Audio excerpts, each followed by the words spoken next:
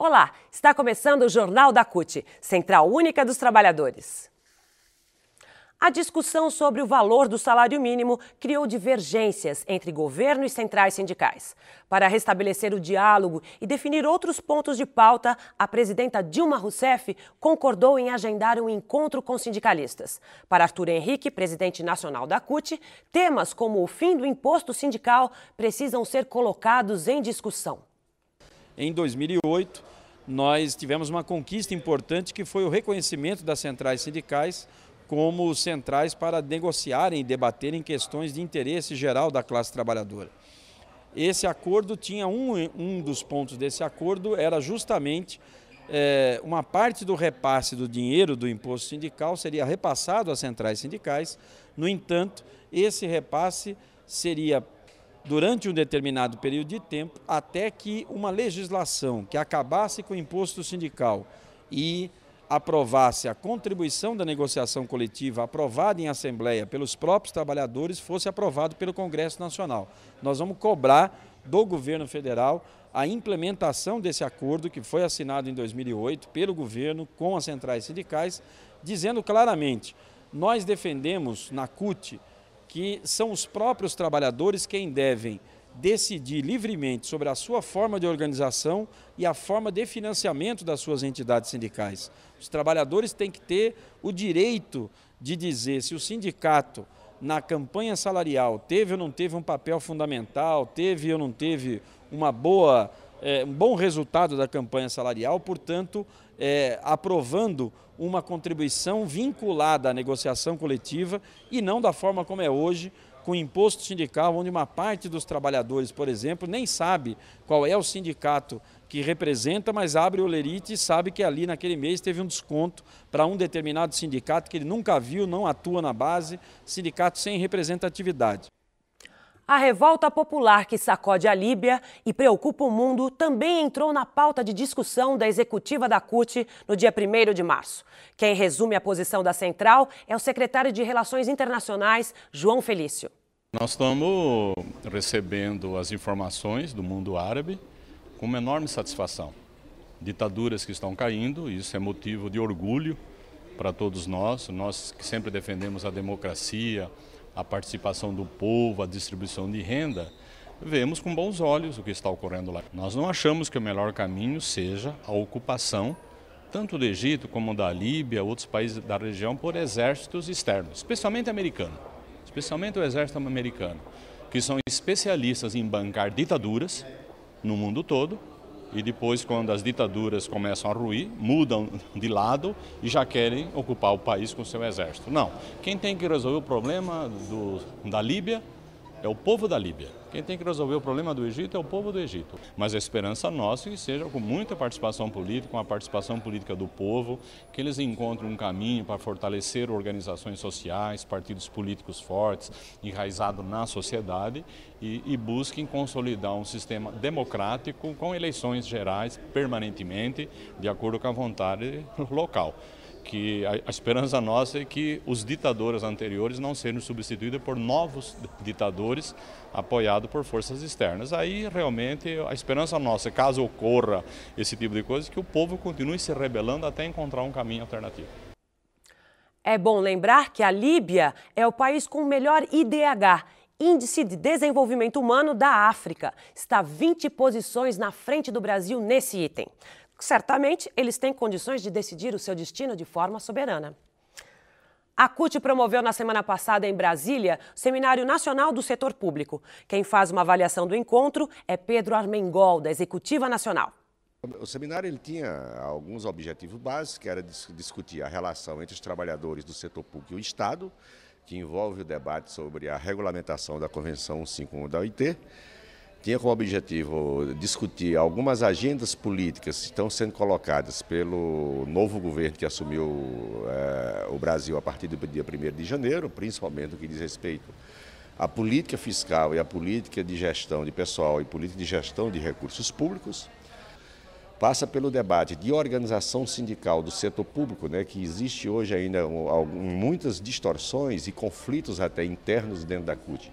no que diz respeito à forma e concepção de organização do setor público na CUT, de forma orgânica, central, e tiramos, inclusive, a realização de um seminário específico sobre isso, inclusive já vislumbrando o debate que vai se dar na plenária nacional da CUT no final desse ano de 2011.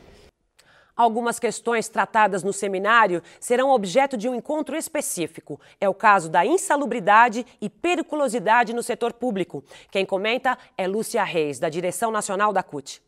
Esse seminário ele é muito importante na medida em que o governo federal começou a discutir um projeto de lei que finalmente vai passar a considerar a saúde do trabalhador no serviço público na legislação brasileira. Até hoje a gente não tem cobertura alguma. Então, isso é um processo que não tem sido aberto para a participação dos servidores públicos. O governo tem feito uma discussão muito interna. Nós temos notícia, informações sobre o debate que vem sendo desenvolvido e o seminário ele dá sequência a algumas iniciativas já tomadas no sentido de a gente abrir essa discussão para o conjunto das nossas entidades nacionais e sindicatos filiados, na medida em que a gente tem um anúncio que não se consolida do encaminhamento ao Congresso Nacional de um projeto de lei. Então, é uma preparação nossa, que é urgente, inclusive, na medida que a gente não sabe os desdobramentos que o processo vai ter. O mês de março marca a luta das mulheres em todo o mundo. Em São Paulo, a solenidade de abertura do Mês da Mulher foi no Sindicato dos Bancários, na quarta-feira, dia 2. Nossa reportagem foi ver de perto. Desde 1922 que no dia 8 de março é celebrado o Dia das Mulheres. Mas desta vez não será apenas um dia, e sim o mês inteiro de março servirá para comemorar e reivindicar o direito das mulheres.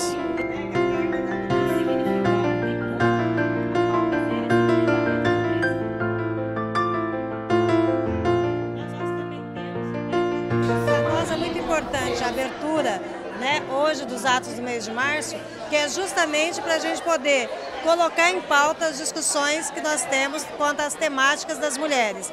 Então, são vários pontos que nós precisamos discutir, que é desde a questão do salário mínimo, o direito à creche, a igualdade no mundo do trabalho, desde os salários e oportunidades de emprego, como também o combate à violência, porque é um absurdo ainda nos dias de hoje nós temos o número que nós temos de mulheres sendo espancadas, mortas e violentadas dentro dos seus próprios lares e na sociedade. No setor do vestuário, já não estamos mais só trabalhando no mês de março. Hoje a gente trabalha o mês de março e o mês de abril também. Porque nós criamos uma cultura de fazermos palestra dentro das empresas, no local de trabalho mesmo.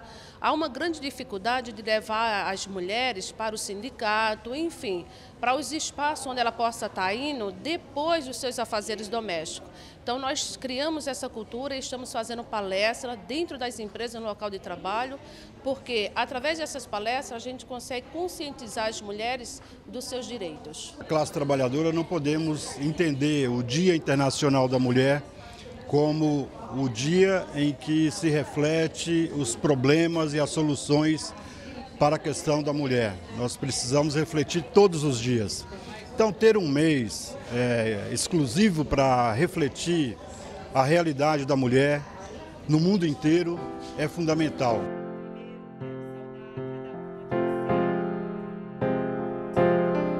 Eu estou aqui com a tarefa. Primeiro, as mulheres da CUT, sempre desde a fundação da Central Única dos Trabalhadores, tiveram uma agenda de debate interno e externo da CUT voltada para o mundo do trabalho.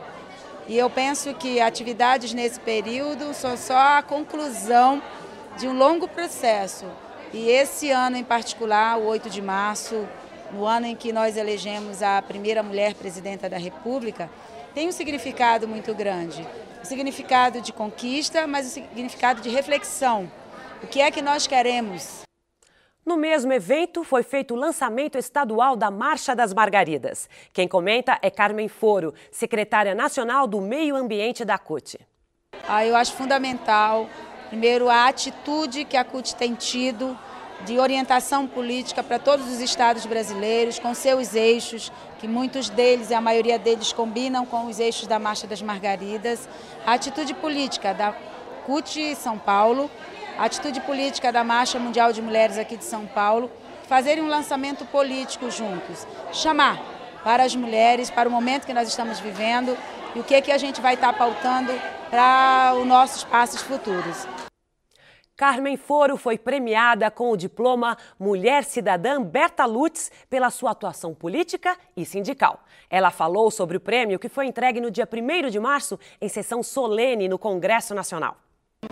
Olha, para mim que sou uma mulher do campo, eu já falei outras vezes, é fundamental receber do Senado brasileiro um prêmio que tem um simbolismo histórico de quem foi Berta Lutz, uma mulher que tinha referência enorme em torno da luta pelo direito ao voto. Então, ele é muito significativo. Reconhecer uma trabalhadora rural por seu papel relevante na luta das mulheres, para mim é uma conquista, mas não é uma conquista só minha.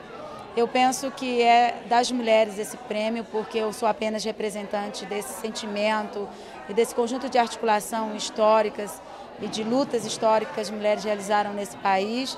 Hoje a gente consegue ter um grau de visibilidade recebendo um prêmio dessa natureza. Em virtude do feriado de Carnaval, o Dia Internacional das Mulheres será comemorado no dia 12 de março, com uma caminhada e panfletagem. O tema deste ano é a denúncia da violência contra a mulher. Em São Bernardo, foi dada a largada para o processo eleitoral no Sindicato dos Metalúrgicos do ABC.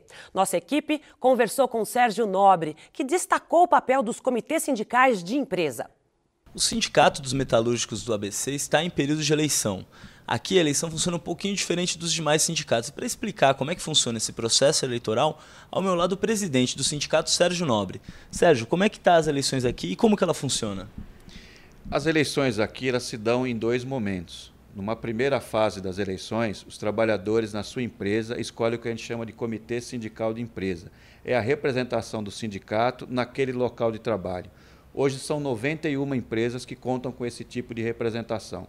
E o papel desse comitê é simples, é fiscalizar o cumprimento dos acordos, das convenções coletivas e encaminhar todas as reivindicações dos trabalhadores naquele local de trabalho. Numa segunda fase das eleições, é que a categoria escolhe a direção executiva do sindicato. Então, escolhe quem vai ser o presidente, o vice-presidente, o secretário-geral. Então, é uma eleição diferente por conta disso. Quer dizer, poucos sindicatos no Brasil têm essa estrutura, têm a representação sindical no local de trabalho. E na nossa categoria, graças a esse modelo, né, da representação nos locais de trabalho, do debate que se faz, é um modelo que já vem já há mais de 30 anos na categoria, nós conquistamos um grau de unidade extremamente interessante. Então, as eleições são feitas por chapa, e nessas 91 empresas, apenas 5 vai ter uma disputa com mais de uma chapa, o que mostra o grau de unidade da categoria. Então, no nosso caso, o momento das eleições não é um momento de conflito, ele é um momento de debate de propostas, do que nós vamos planejar para o futuro, para os próximos 3 anos, e é um momento muito rico de debate na categoria. Esse ano, nós queremos, inclusive, estamos trabalhando num projeto de lei que valorize isso, né? Reconheça a existência do comitê sindical e o seu papel de negociação. Então, é algo importante por conta disso também. A direção executiva da Confederação Nacional dos Metalúrgicos da CUT realizou o encontro preparatório do 8º Congresso da categoria, que está marcado para abril. O evento foi na semana passada e contou com a presença do ex-ministro dos Direitos Humanos, Paulo Vanucchi. Aproveitamos a ida a São Bernardo e visitamos a subseção do DIEESE no Sindicato dos Metalúrgicos. Ali, gravamos mais depoimentos para a série Filie-se ao DIEESE.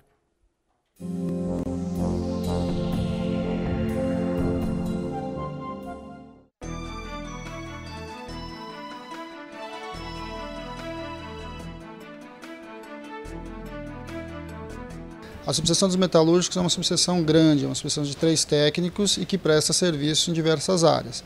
Nas negociações diretas com as empresas, nas campanhas salariais, nas negociações das convenções coletivas, nas grandes discussões nacionais que o sindicato participa, como a discussão de política industrial, com as discussões de política econômica, contribui nas discussões do próprio congresso do sindicato, do congresso da categoria, enfim, e produz diversos estudos tentando subsidiar naquilo que o sindicato precisar. O importante não é só se filiar ao DIEESE, mas levar o DIEESE para dentro do seu sindicato, como nós temos aqui a nossa subseção. Hoje a informação ela é poder, então sem a informação não tem negociação, o sindicato não vai para lugar nenhum. Então filie-se ao DIEESE e crie subseções.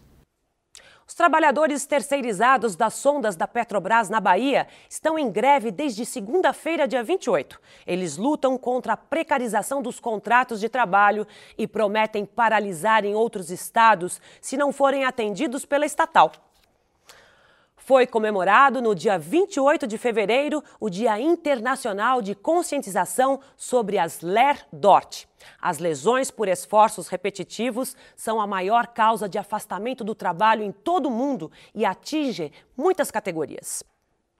Dados da Receita Federal mostram que mais de 700 mil empregados e empregadas domésticas saíram da informalidade entre 2006 e 2010.